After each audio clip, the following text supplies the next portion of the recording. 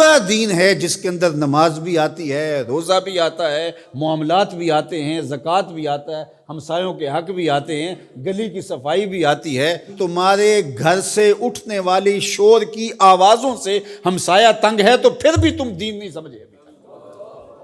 جنت کی جو تعریف کی گئی ہے، مولوی صاحب تو اکثر حوروں کا ذکر کرتے ہیں، لیکن جنت کی تعریف میں ایک جملہ قرآن نے یہ بیان کیا، لا یسمعون فیہا لغوا ولا تاثیما۔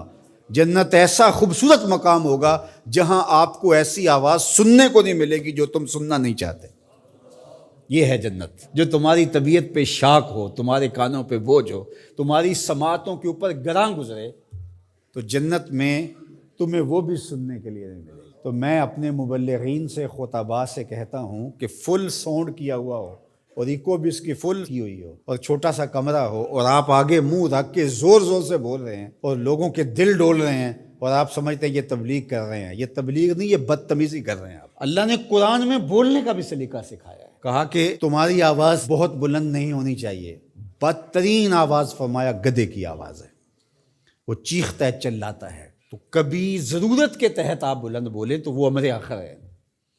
آپ نے دور تک لوگ ہیں اور آواز دینی ہے، یا جنگوں کے اندر رجز پڑے جاتے تھے، وہ ایک الگ بات ہے، لیکن عمومی طور آپ جب لوگوں سے ہم کلام ہو رہے ہوں تو آپ کی آواز لوگوں کے کانوں پہ شاک نہ گزرے، اذیت نہ گزرے۔ بعض اوقات خطیب حضرات جب چپ ہوتے ہیں تو ایسے جیسے سکون مل رہا ہوتا ہے، اور جب بول رہے ہوتے ہیں جس طرح قیامت توڑ رہے ہیں۔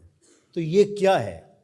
جنت کی یہ تعریف ہے، لا یسمعون فیہا لغوا، اس میں لغو بات سننے کو نہیں ملے گی۔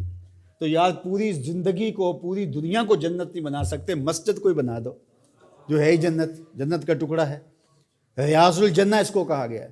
تو دین ایک مکمل اور پورے پیکج کا نام ہے۔ تو ہم نے، کسی نے ایک پہلو کو لے لیا، کسی نے دوسرے پہلو کو لے لیا، کسی نے لباس کو دین سمجھ لیا اور کسی نے جو ہے وہ کسی اور چیز کو، کوئی حقوق العباد پہ رک گیا اور اس نے حقوق اللہ کی نفی کر دی۔ یہ بات ذہن میں رکھیے، حقوق اللہ حقوق العباد سے فائق ہیں۔ یہ عمومی طور پہ کہا جاتا ہے حقوق اللہ کی خیر ہے، حقوق العباد کا خیال رکھو۔ تو یہ بات ذہن میں رکھیے کہ جو حقوق اللہ ہیں وہ فائق ہیں حقوق العباد سے۔ بندے کے حق اللہ کے حق کے برابر کیسے ہو سکتے ہیں؟ لیکن جو زور دیا گیا ہے وہ اس لیے دیا گیا ہے کہ اللہ تو کریم ہے، معاف کر دے گا، تو بندہ معاف نہیں کرے گا، اس لیے کہا کہ ذرا اس سے یہی معاف کروا لو، یہ معاف کرے گا تو کام بنے گا، اور وہ ہے، وہ تو کریم ہے تو وہ معاف کر دے گا۔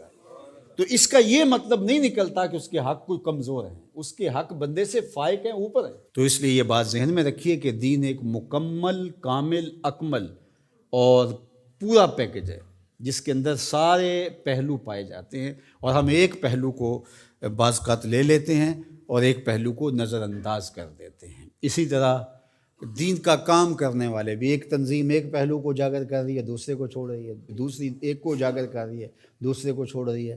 تو ایسا نہیں ہے۔ ہاں، کسی بندے کی مہارت کسی ایک شعبے میں ہو تو ظاہر ہے وہ شعبے کے اندر کام کرے تو وہ ایک الگ بات ہے، لیکن وہ باقیوں کی نفی کر رہا ہے اور جو وہ کر رہا ہے اس کو کہتا ہے کہ اس کے علاوہ دین ہی نہیں ہے، تو وہ دین کو سمجھا ہی نہیں ہے۔ تو دین جو ہے وہ پورے نظام کا نام